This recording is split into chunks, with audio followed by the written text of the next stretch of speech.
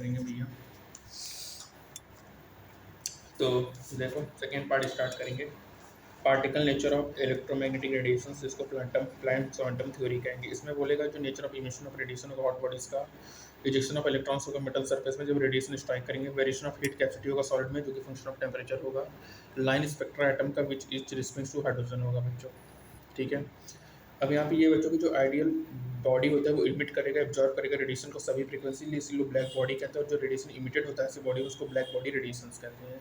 अब किसी भी गिवन टेम्परेचर में बच्चों जो इंटेंसिटी होगा रेडिएशन का इमिट होगा इंक्रीज, जैसे जैसे वेवलेंथ बढ़ेगा रीचिंग करेगा मैक्सिमम वैल्यू गिवन वेवलेंथ में, ठीक है, और डिक्रीज करेगा फर्दर डिक्रीज ऑफ वेवलेंथ में। बच्चों प्लैंक्स ने क्वांटम दिया था स्मॉलेस्ट क्वांटिटी ऑफ एनर्जी होगा जो कि इमिटेड या एब्जॉर्ब होगा in the form of electromagnetic radiations. Energy is equal to H mu होता है बच्चों, एच की वैल्यू क्या होगा 6.6 इंटू 10⁻⁴ जूल पर सेकंड होगा। जो प्लैंक होगा वो एबल होंगे एक्सप्लेन करेंगे डिस्ट्रीब्यूशन ऑफ इंटेंसिटी को in the radiation from black body जो कि फंक्शन ऑफ फ्रीक्वेंसी और वेवलेंथ होगा at different temperature. Photo electric effect होगा जिसमें जो इलेक्ट्रॉन्स इजेक्टेड होंगे सर्टेन मेटल्स होंगे, रूबीडियम होगा एक्सपोज होगा बीम ऑफ लाइट से, ये फिनोमिना जो होता है इसको अपन कहते हैं photo electric effect. Vacuum chamber है बच्चों, डिटेक्टर है, मेटल सरफेस है, इलेक्ट्रॉन्स यहाँ से निकल रहे हैं। बच्चों फोटो इलेक्ट्रिक में कुछ इंपॉर्टेंट ऑब्जर्वेशन हैं, जैसे जो इलेक्ट्रॉन्स होंगे इजेक्टेड होंगे मेटल सरफेस से, सोन होंगे बीम ऑफ लाइट स्ट्राइक करेगा सरफेस में, यहाँ पे कोई भी टाइम लैग नहीं होगा। बच्चों जो नंबर ऑफ इलेक्ट्रॉन्स होंगे प्रोपोर्शनल होंगे intensity of brightness of light के, जो ईच मेटल में कैरेक्टरिस्टिक मिनिमम फ्रीक्वेंसी होगी इसको थ्रेशोल्ड फ्रीक्वेंसी कहेंगे, जो इसके फोटो इलेक्ट्रिक ऑब्जर्व नहीं होगा।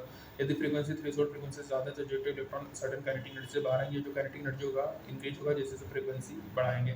तो बच्चों ये क्लासिकल लॉ ऑफ फिजिक्स नहीं है, जो एनर्जी होगा बीम का डिपेंड करेगा ब्राइटनेस ऑफ लाइट पे, जो number of ejected kinetic energy होगा वो डिपेंड करेगा ब्राइटनेस ऑफ लाइट पे। ये पाएगा कि नंबर ऑफ इलेक्ट्रॉन जो होते हैं वो डिपेंड करेगा ब्राइटनेस ऑफ लाइट पे, काइनेटिक एनर्जी भी डिपेंड नहीं करता इजेक्टेड ऑफ इलेक्ट्रॉन पे। जैसे रेड लाइट है तो उसकी फ्रीक्वेंसी इतनी है, ठीक है। और आइंस्टीन ने एक्सप्लेन किया था फोटो इलेक्ट्रिक इफेक्ट को क्वांटम थ्योरी ऑफ रेडिएशन से एज अ स्टार्टिंग पॉइंट, ठीक है।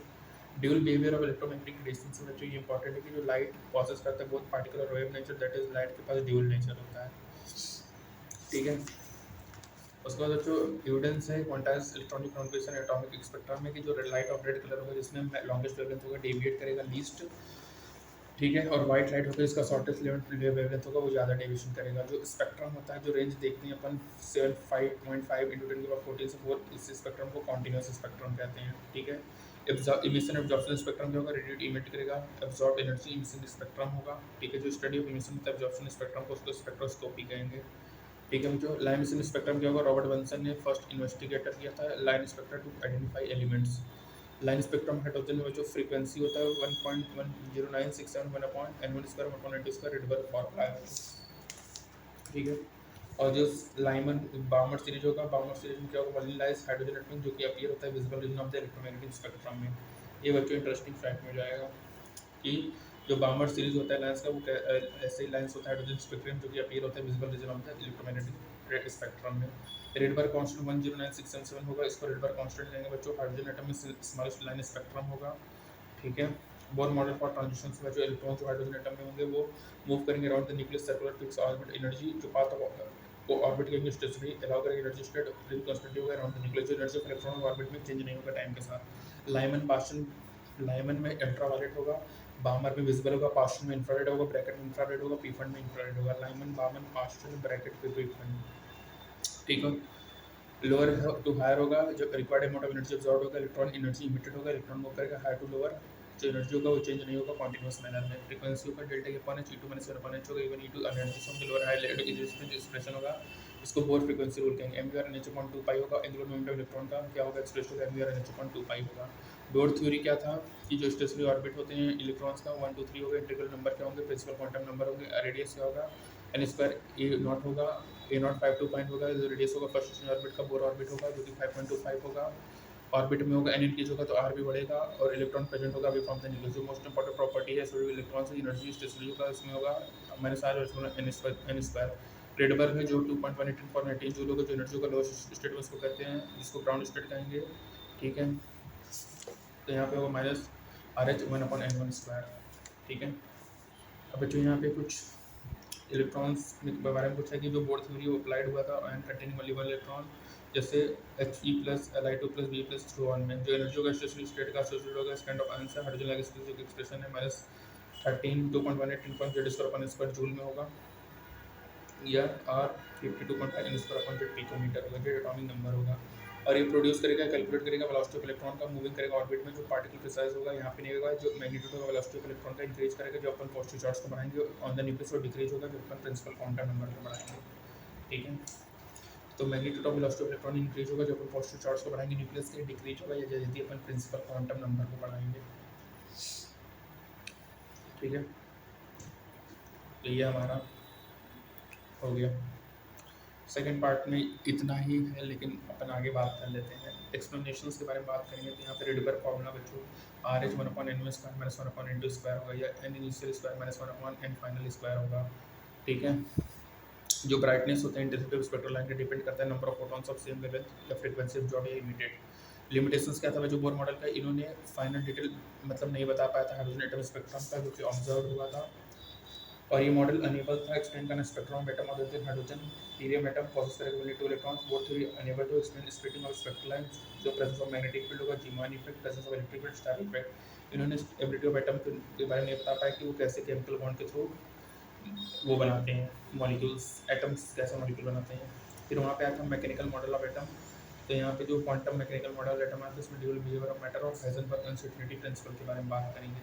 यहाँ पे देखो आए थे रेडिएशंस होते हैं, उसमें ड्यूअल बिहेवियर होगा बहुत पार्टिकल और वेव नेचर। यहाँ से लैम्डा h/p/mv आया था बच्चों, और ये देखा गया कि according to Broglie every object in motion के पास है वेव करेक्टर होगा बच्चों। ठीक है, हाइजेनबर्ग क्या था कि जो इम्पॉसिबल है डिटरमाइन करना एग्जैक्ट पोजीशन और एग्जैक्ट मोमेंटम किसी भी इलेक्ट्रॉन का, तो delta x into delta P h/4 pi, delta x into delta V h/4 pi, delta x into delta V h/4 pi m होगा। डेल्टा x क्या होगा बच्चों, अनसर्टेनिटी इन पोजीशंस होगा, डेल्टा वी अनसर्टेनिटी मोमेंटम होगा। ठीक है बच्चों, significance क्या है, ये इंपॉर्टेंट इंप्लीकेशंस होता है कि ये रूल आउट एग्जिस्टेंस करेगा डिफरेंट पाथ ऑफ ट्रेजेक्टरीज का एंड अदर सिमिलर पार्टिकल्स का। कंक्लूड करेंगे जो पोजीशन ऑब्जेक्ट का होगा वेलोसिटी वो ट्रेजेक्टरी होगा। बच्चों जो इफेक्ट होता है हाइजेनबर्ग अनसर्टेनिटी प्रिंसिपल को, सिग्निफिकेंट होता है मोशन ऑफ माइक्रोस्कोपिक ऑब्जेक्ट और नेग्लिजिबल होता है मैक्रोस्कोपिक ऑब्जेक्ट्स के लिए। बच्चों यहाँ पे इंपॉर्टेंट ये भी बात है कि जो प्रिसाइज मेजरमेंट होता है पोजीशन और मोमेंटम का इलेक्ट्रॉन्स का, वो रिप्लेस होता है स्टेटमेंट ऑफ प्रोबेबिलिटी से कि electron at a given position momentum happen होगा quantity mechanical model of atom पे। रीजन फॉर फेलियर क्या था बच्चों, जो वेव करेक्टर है इलेक्ट्रॉन का वो नहीं कंसीडर किया बोर मॉडल में। बोर मॉडल और हाइड्रोजन एटम नहीं इग्नोर किया ड्यूअल बिहेवियर ऑफ मैटर को, बल्कि कॉन्ट्रैक्ट किया हाइजेनबर्ग अनसर्टेनिटी प्रिंसिपल से। Quantum mechanical model of atom में क्या बच्चों, ब्रांच ऑफ साइंस में अपन ड्यूअल बिहेवियर ऑफ मैटर के बारे में लेंगे। क्वांटम मैकेनिक्स थ्योरेटिकल साइंस है जो कि डील करेगा study of motion of the macroscopic objects, जिसमें बोथ वेव और पार्टिकल लाइक प्रॉपर्टीज हो। ठीक है, श्रोडिंगर वेव इक्वेशन में जो H5 होगा, यहाँ पे इसको कहते हैं हैमिल्टोनियन श्रोडिंगर इक्वेशन है बच्चों ये।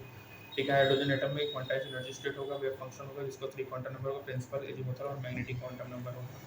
जो वेव फंक्शन होते हैं one electron specifically one electron system कहेंगे, जो प्रोबेबिलिटी फॉर इलेक्ट्रॉन होगा प्रोपोर्शनल होगा size that point. Schrodinger wave equation solve नहीं होता मल्टी इलेक्ट्रॉन एटम के लिए। ऑर्बिटल्स होते हैं हाइड्रोजन लाइक स्पीसीज में, जिसकी एनर्जी डिपेंड करेगी क्वांटम नंबर के, एनर्जी ऑर्बिटल की मल्टी इलेक्ट्रॉन में डिपेंड करेगी क्वांटम नंबर एंड की।